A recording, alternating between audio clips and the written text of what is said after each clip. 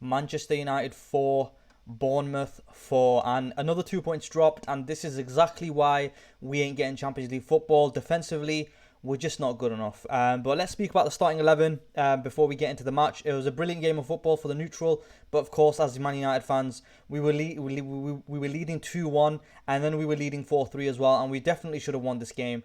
With it being at home and us leading as well at half time, and then also leading in the second half as well, we let Bournemouth to get back into the game too many times, and it's just dropped points at the end of the day. And like I said, it's exactly why we're not going to be qualifying for the Champions League this season, in my opinion. So let's speak about the starting 11. Lammens started in net, of course. Euro, Heaven, Shaw making up the back three.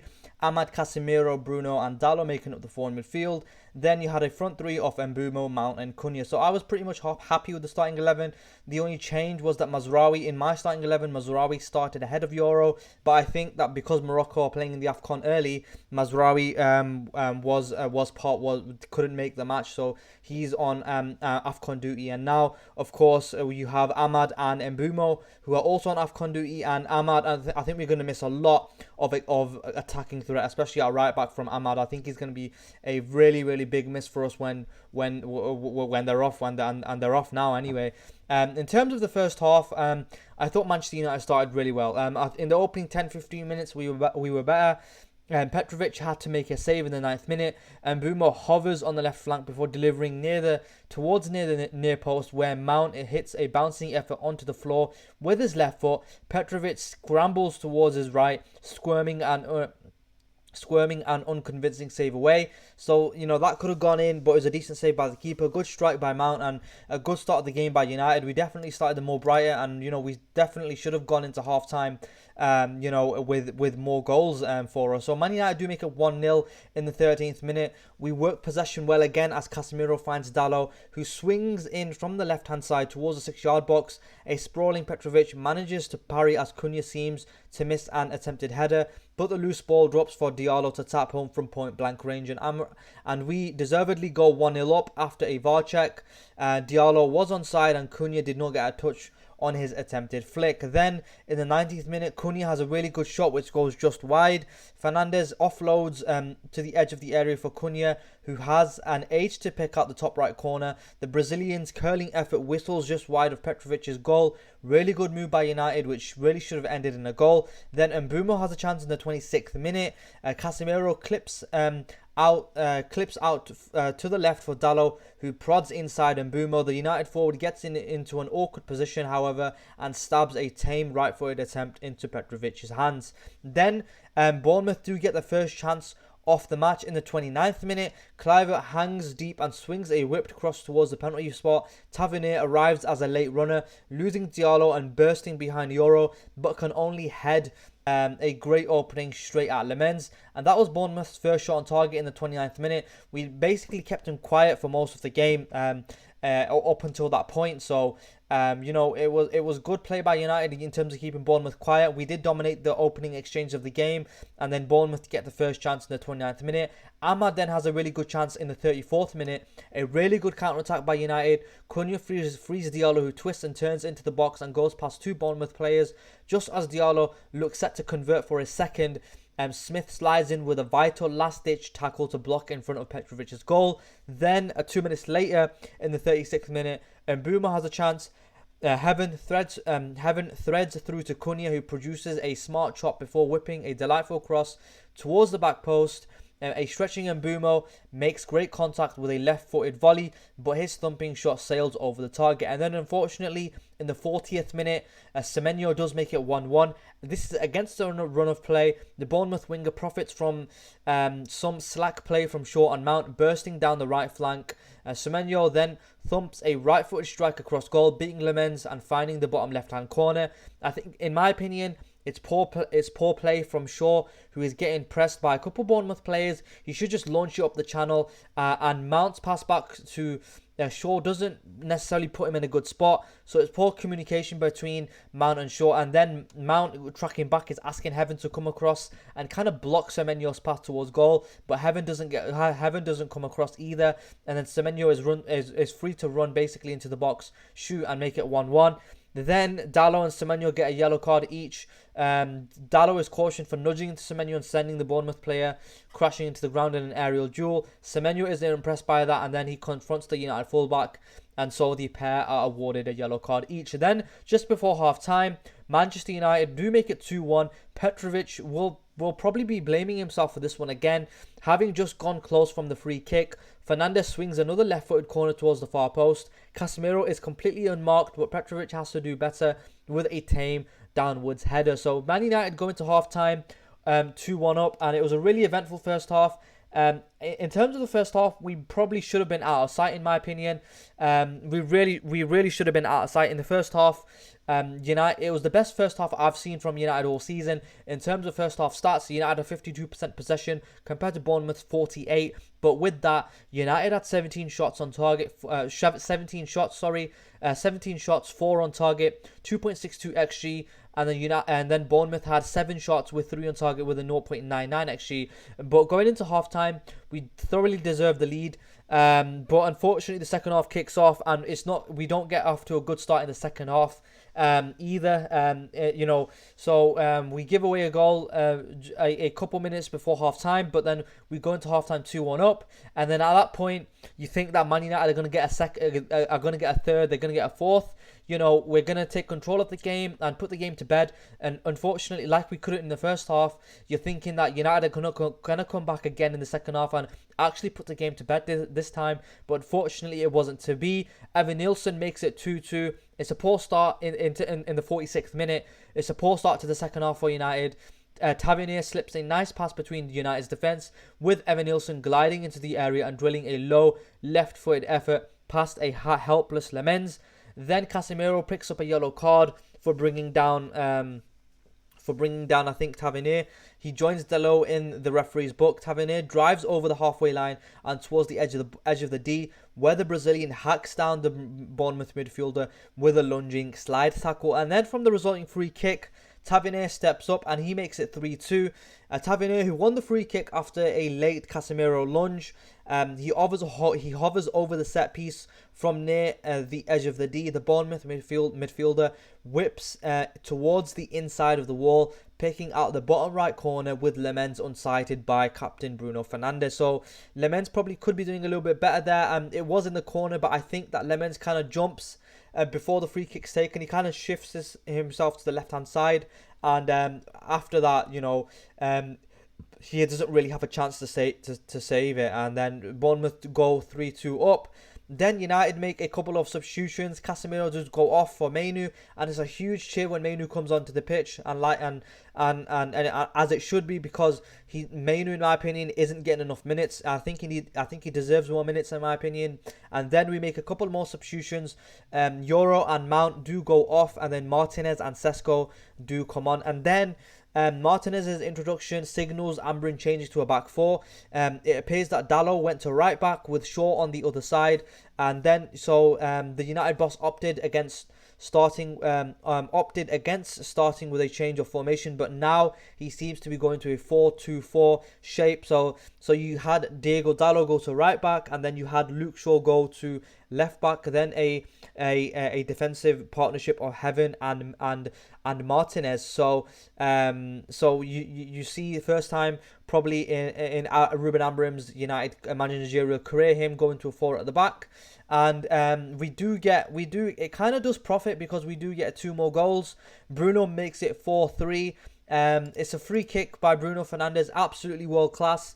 Dip, power and accuracy. Fernandes, who won the free kick after a handball by Smith, gives Petrovic the eyes from just outside the area. The Portugal midfielder lifts a glorious effort into the top right corner, leaving Petrovic with no chance. And that was a really, really good free kick. Probably deserved to be the winner with how good the free kick was. And then Cunha makes it 4-3 in the 79th minute. Sesko finds some space down the left flank and cuts it back for Cunha, who has acres of space near the penalty box after Truffer fails to clear. The Brazilian keeps his cool to find the bottom left hand corner. And then at this point, I'm thinking that United should just go on to win the game, because it's 4-3. You're in the 79th minute. manage the game, keep possession, keep it tight, sit in a compact defensive shape, because Bournemouth are going to come onto you now, and Bournemouth are going to look for the equaliser, and then you can have chances to play in the break. But unfortunately, it wasn't to be. Bournemouth make it 4-4 in the 84th minute through Kroupi. Poor defending by Manchester United again. We lose first contact from the throw-in and Bournemouth break. The midfield pivot of Fernandes and Semenyo is not there. And then Jimenez drives down the inside left channel and touches it through for Kroupi, who finds a pocket of space inside the area and steers it past Lammens' right hand corner. So I think it was a poor goal that United gave up. I think that we should have managed the game a lot better when we were 2-1 up before half time. It was a poor start to the second half that we allowed Bournemouth to come back into the game to make it 3-2 to Bournemouth, that is. Then we go up 4-3, and at this point, with only 10 minutes or so left of the game, we should have managed it a lot better. We should be coming away with all 3 points. But poor defensive lapses in concentration. I think Martinez was probably at fault for Kroupi's goal, the last goal that Bournemouth scored, simply because he wasn't tight enough to Kroupi inside the box. Finally, Man United do make a couple of more substitutions as a last ditch effort to kind of win the game. Shaw and Mbeumo do go off for Dogu and Xerxes. Then Bournemouth actually have the chance to win the game. Brooks has a chance in the 90 plus 6th minute of injury time. Semenyo launches towards the near post, but Dalot clears. Jimenez fires back another cross with Brooks diving with a header from close range. Lammens somehow, when going the wrong way, managed to kick away a save to keep the score at 4-4. So we could have lost the game at that point. And in terms of Ruben Amorim's record in the Premier League, it still isn't looking too good in my opinion. That's 43 games. 14 wins, 11 draws, 18 losses, 53 points.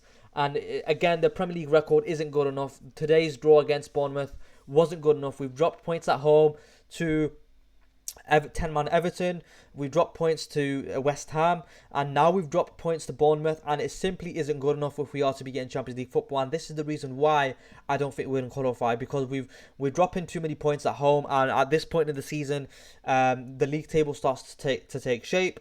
And we're not good enough. We're not getting Champions League football. I think 4 goals conceded at home. Can't keep clean sheets all season. 1 clean sheet all season. We are defensively not good enough. We are defensively shy, not good enough. And we're going to lose a lot of attacking threat when Mbeumo and Ahmad go to AFCON. I'm worried for when they go to AFCON. I think we're going to struggle a lot. And in terms of Ahmad, I think he was probably our best attacker. All our attacking threat was coming through Ahmad basically. And he's gone to AFCON, so we're going to lose. We're going to lose it. He's going to be more missed than Mbeumo in my opinion. But yeah, let's get into the player ratings. And then I'll give you a little bit more, and then we'll have a look at the league table. So let's just pull up the player ratings now. So here are the player ratings that on FootMob. I don't know what can be said. It was a mad game of football, but 4 goals conceded for either side. Lammens probably couldn't have done too much about the goals that he conceded. Pretty much all of them were in the corner, possibly except for this one here, which was in the 52nd minute. But possibly could be doing, he probably could have been doing a little bit better for that free kick that I think, who scored the free kick? I think it was Tavernier. Probably could be doing a little bit better with the free kick, but 8 out of 17 accurate passes, 1 out of 10 accurate long ball, so not great there. So again, he's only kept 1 clean sheet all season, which was against Sunderland, and yeah, what can be said? I'm disappointed with us not coming away with all 3 points. Lenny Euro, 69 minutes he played, 23 out of 31 accurate passes with 74%, won 4 out of 9 duels, which isn't great. So he's not won the majority there, but yeah. Aiden Heaven, I thought he was okay as well. 35 out of 39 accurate passer with 90%. And so we had a really kind of inexperienced back 3 with Euro, who's 20, I think. And then Aiden Heaven, who's 19. In terms of his duels, he's won 6 out of 9, so he's won the majority there, which is decent. Luke Shaw, I thought he had a decent game as well, was getting in some dangerous positions down the left side when he did go to left back. 26 out of 34 accurate passes, and then in terms of his duels, he's won 6 out of 8 as well. Ahmad comes away with the goal that he scored. This one was which was a 0.96 xg, just basically from point blank range. He was our most threatening player, has to be said. Really impressed with Ahmad so far this season, and he's going to be dearly missed when he does go to AFCON. I think we're going to struggle. I think we were struggling with Mbeumo and Ahmad before they left for AFCON. Now they're going to leave for AFCON. It's going to get even worse, in my opinion. 23 out of 28 accurate passes at 82%. He's won 7 out of 11 of his duels as well, which is decent. Casemiro, he did score from the corner, which was a decent header. I think it was good play by someone was blocking the Bournemouth defender, which was Casemiro's marker, and then Casemiro comes away with the goal from the corner. 20 out of 26 accurate passes, 77%. 3 out of 11 duels, which isn't great. He's only one, so he needs to be doing better there. Bruno Fernandes does come away with man of the match. He created the most chances of the match, scored a free kick as well, comes away with the assist, and 44 out of 55 accurate passes, 80%. 5 chances created as well for Bruno. And in terms of his duels, he's won 6 out of 15 there. So not great, but you know, he's coming away with a goal and an assist, and he's created the most chances of the match as well. Just disappointing that, you know, couldn't score, that he didn't score the winner, or, you know, because that free kick deserved basically to be the winning goal. Diego Dallo, 28 out of 31 accurate passes, 90%. In terms of his duels, he's won 6 out of 12 there, which is decent. He's won half of his duels there. Brandon Mbeumo, I thought he was a little bit poor, to be honest. Had 4 shots. It was a little bit wasteful. I think there was just one chance. I think in the 36th minute, which he skies over. Possibly could be doing a little bit better with that chance. Needs to be getting it on target. And I think that Brandon Mbeumo has been a little bit poor recently in a couple of matches. So 4 shots, 2 chances created, 21 out of 27 accurate passes with 78%. And then 5 out of 13 duels won. So he's not won the majority. Mason Mount, I thought he was quiet as well. 16 out of 19 accurate passes with 84%. 2 chances created. Probably was at fault for the goal. Him and Shaw were definitely at fault for Semenyo's goal. I think that they need to be doing better. So it's poor communication by them. And in terms of his duels, he's won 1 out of 2 ground duels, which is all right. He's won half of his duels there.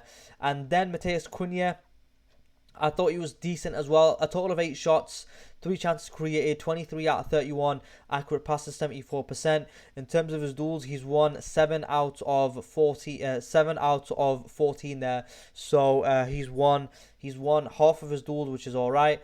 But yeah, that was about it in terms of the starting 11. Let's get into the substitutes, and then we'll speak a little bit about the chances of the match. 21 out of 24 accurate passes for Kobbie Mainoo. I thought he looked tidy when he came on. He looked decent. 1 out of 1 aerial duels won. But the goals we conceded when he came on as well, I think Bruno Fernandes and Kobbie Mainoo were kind of I think probably they left a gaping hole for Bournemouth's equaliser for the fourth goal that Bournemouth scored. I think they need to be doing better there. Lisandro Martinez was probably at fault as well for that goal. He lets Kroupi he doesn't get tight enough to Kroupi, so that's why he's probably at fault for that goal as well. 9 out of 12 accurate passes was 75%, and then wasn't involved in any duels. And then Benjamin Sesko lost 0 out of 4 of his duels, so that's not great. Only 1 out of 3 accurate passes with 21 minutes played. And then Dogu, 1 minute played, 0 out of 3 accurate passes. And then in terms of his duels, he's won 2 out of 5. And then finally Xerxes, 1 out of 1 of his duels, and then 2 out of 3 accurate passes. So Xerxes and Dogu weren't on for long. They were brought on in injury time to try get all 3 points, but unfortunately at that point I think both sides were basically settling for the draw. In terms of overall, I'm not happy with the result. I think performance wise, I thought it was good, because first half we really should have been out of sight, and then you have a look at the stats for the game. We definitely deserve to be winning that game, especially in the first half. I thought we had a really, really good first half, and then in the second half, we basically just give up poor goals. Basically, it wasn't good second half with the goals that we gave away. In terms of shots, we had 17 shots in the first half, 4 shots on target, and then in the second half, 8 shots, 5 on target. And then Bournemouth did grow into the game in the second half as well. We let them back into the game. We let them back into the game at 2-1. We had a really poor start to the second half where Evanilson scores in the 46th minute and then Tavernier scores in the 52nd minute. And so it's poor defending by us to be giving away them goals. I think the Semenyo goal was probably Mount and Shaw's fault. Evanilson was I don't remember now whose fault that was, but Tavernier, the free kick, that was probably Casemiro giving away the foul because he thought that Tavernier was in a dangerous position to shoot. And then Kroupi finally, I think Lisandro Martinez wasn't tight enough to Kroupi, and then also Mainoo and Casemiro weren't in their positions in the centre of the pitch to kind of block central ball progression for Bournemouth to kind of play it through to Kroupi, and then Kroupi makes it 4-4, and then yeah, basically not happy with the result, of course, but with the performance. I do think that we did deserve to be coming away with all 3 points, but you know, it's more points dropped at Old Trafford, and like I said, this is exactly the reason why I really don't think that we're going to be getting Champions League football. We have moved up in the league simply due to goal difference, and we are tied on points with Palace, Liverpool and Sunderland. But you know, it's not good in terms of qualifying for the Champions League, because we're dropping points at home to the likes of flipping Everton, 10-man Everton, West Ham. We dropped points, and then now today at home to Bournemouth we've dropped points as well. So you know, if we had won them games, then the league table's looking quite a lot different. We dropped 3 points to Everton, that's 3. 2 points dropped to West Ham, that's 5. And then another 2 points dropped today against Bournemouth. That's 7 points that we've dropped. And if we had got them 7 points, we would be on 33 points. So we'd be tied on points with Villa had we won against them games against Everton, West Ham, and Bournemouth. So it's not good enough in my opinion in terms of the result. But performance wise, offensively we were really good in my opinion, but defensively we weren't good whatsoever. You know, giving away 4 goals at home is nowhere near good enough, and has to improve a lot if we are to get Champions League football. And this is the reason why personally I don't believe we're going to be getting Champions League football. I know there's still a long way to go in terms of the season. You know, teams could drop points. Palace and Villa are above us, and you know, you wouldn't think that Palace and Villa are going to be finishing inside the European places. Possibly they could drop points, but we do have Aston Villa next in the Premier League. So if we are to be having any chance of qualifying for the Champions League, we need to be taking points off our rivals, and Villa are above us. So with a win, we would be kind of closing that gap between us and Villa. And now the league table is starting to take shape now. And yeah, in terms of our home form, like I mentioned, not good enough. Not good enough home form. Last 5 matches aren't good enough either. But yeah, like I said, we've dropped points to Everton, West Ham, and against Bournemouth. That would be 2, 4 plus 3, 7 points. We would be on 33 points, tied on points with Villa. But yeah, unfortunately it wasn't to be. It was a really entertaining game for the neutral. But for me personally, I would prefer if Man United won every game 1-0. You know, actually I would prefer if we won every game no matter what the scoreline. But personally, if you were to offer me, you know, a 4-3 win or a 1-0 win, I would go for the 1-0 win because I want to be keeping clean sheets. I want to be defensively solid. And unfortunately, so far this season, we haven't been defensively solid. We've conceded far too many goals. We've only kept 1 clean sheet. And I did think that Bournemouth would score. I did think that Bournemouth would win as well. But thankfully they didn't. But it kind of does feel like a loss because of we were winning. We were in the lead. We were winning. We were in the lead when it was 2-1 at half time. And then we were winning 4-3 as well. So in my opinion, it's definitely 2 points dropped, unfortunately. And this is the reason why, personally, I don't think we're going to be getting Champions League football. But hopefully I am wrong. But yeah, next up we do have Villa. And anyway, if you enjoyed this review, leave a like, comment and subscribe. And I'll catch you in the next one.